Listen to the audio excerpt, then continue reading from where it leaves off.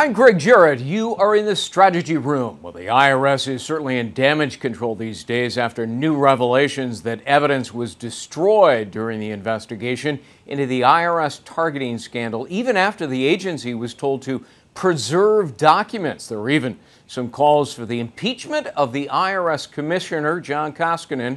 Here now with reaction, political strategist Taryn Rosenkranz. Taryn, good to see you. Why not impeach Koskinen? Isn't there evidence that he has really fallen down on the job?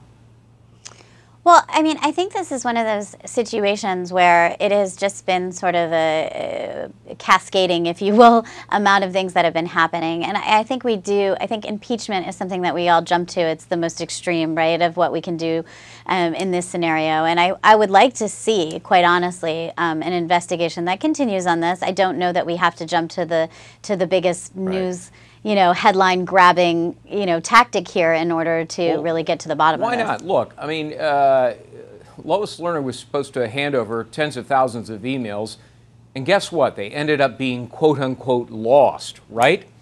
Well, it turns out there were backup tapes. But guess what? Even though there was an order, a congressional order to preserve those tapes, the IRS destroyed them, right? 482 tapes, which represented tens of thousands of emails.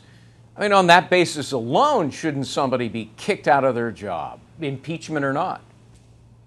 Well, I think this is one of those situations where, when we have all the facts and if we can draw that clear conclusion that it is the fault of someone specific whose duty did allow this to happen, then sure, that's something that we need to consider. My biggest concern here is that we're not just going for what has happened in the first place here, like the headline grabbing, that we're making this all about petty politics and we're wasting what could be resources that could be used for other things to spend time on investigations and the targeting of conservative groups. There is also ranking competence, many people say, at the IRS, and John Koskinen's the head of it. I'll give you a couple of examples. Recently, 10,000 American taxpayers had their information stolen, and armed with that, the IRS paid thieves $50 million in fake claims. That's pretty bad. Then we learn a couple of months ago that the IRS employs as its workers 1,580 tax cheats. And instead of firing them, guess what? 61% of those tax cheats working at the IRS got to keep their jobs. Many got bonuses and promotions, and only Koskinen can approve that. Come on, this guy's got to go, doesn't he?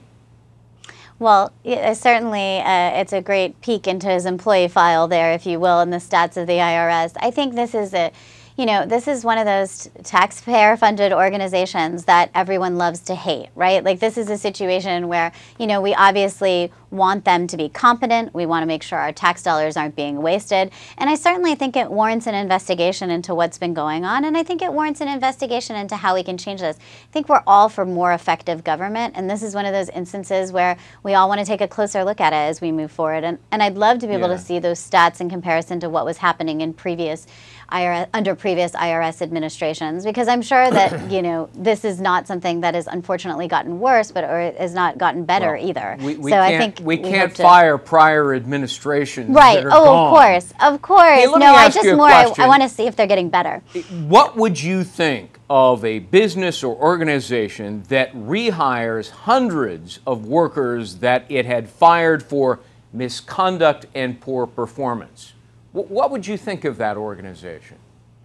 Well, I'd think the same thing that I worry about with our government, and that I think we all worry about with our government, that we want to make sure that they're running as efficiently and as effectively as possible. Yeah, okay. And so I would want to take a closer look at those processes. And I think Democrats and Republicans agree on that we need to be looking at those and try and see how we can better make government operate. And because it's clear that there's fraud. That organization I was referring to is the IRS that rehired hundreds of its fired workers who had been kicked out because of incompetence and misconduct and poor performance. And guess what? They're back at work. That's wonderful.